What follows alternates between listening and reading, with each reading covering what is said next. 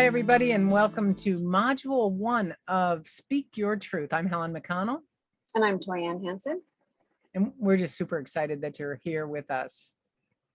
Yeah. So we're just going to talk a little bit about our first module, which is learning to say yes when you mean yes and no when you mean no. And we want to tell you a little bit about how we came, why we include this, because each of us, both ToiAnn and I, have experienced a lifetime of saying yes when we really mean no and no when we really mean yes, and then ended up feeling resentful. Like the times when, someone who you're feeling, you wish to impress. And so you say yes to something that they ask you to do when you really don't want to do that thing, but you don't want to say no because you don't want them to be disappointed with you. That might be a parent or a partner or a colleague at work. One of the things that comes to mind is when people are dating, especially when they're first dating, this happens a lot. And I'm going to encourage you to notice, if you're in the dating arena, to, especially early on, learn to say no when you mean no and yes when you mean yes, because later on it's really hard to undo this, to clear this up. And also that most of us were conditioned by our own families. I'm not blaming anybody, just acknowledging most of us were conditioned at an early age to say no when you really want to say yes, and yes when you really want to say no.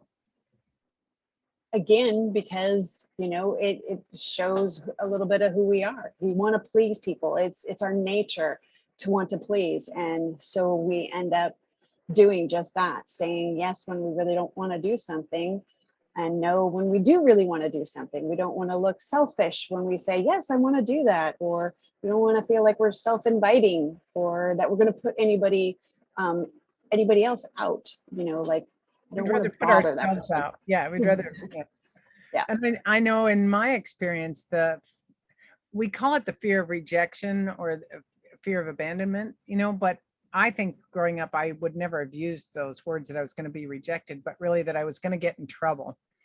And that in my case, my dad might not talk to me if he was mad at me, which is rejection and abandonment. It's one of the cruelest things we do to each other. And so I learned how not to say what I really wanted to say. And again, for me, it was with my mom. Don't tell her no. You always want to say yes because I wanted her to be happy. And I thought it was my job. As a child, I really believed it was my job to make my parents happy, which meant I did a lot of things I didn't really want to do. I signed up for things. I joined clubs. I learned how to play the flute. I didn't really want to play the flute. I wanted to play the clarinet, but I was afraid to say so.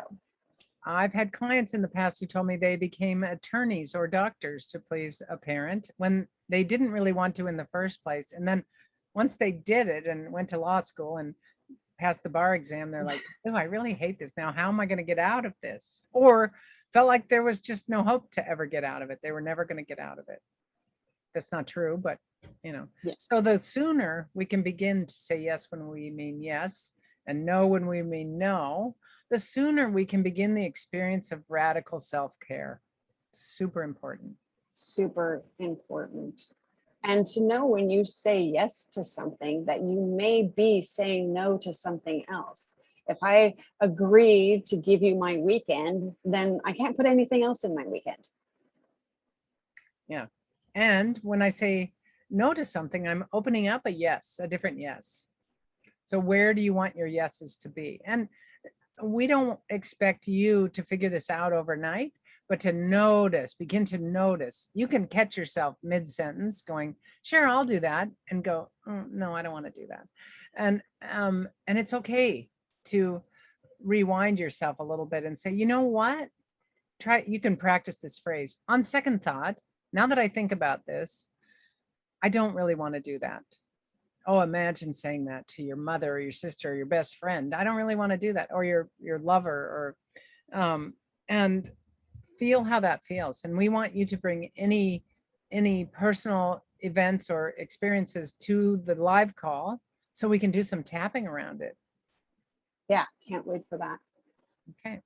All right. So that is our basic overview of module 1. Learning to say yes when you mean yes and no when you mean no. We've also included a written portion that you can look at, and there's some written tapping in there that you can tap along with. And again, bring anything that it brings up to the call, to the first call. And thanks again for being here. Okay, bye for now. Bye for now.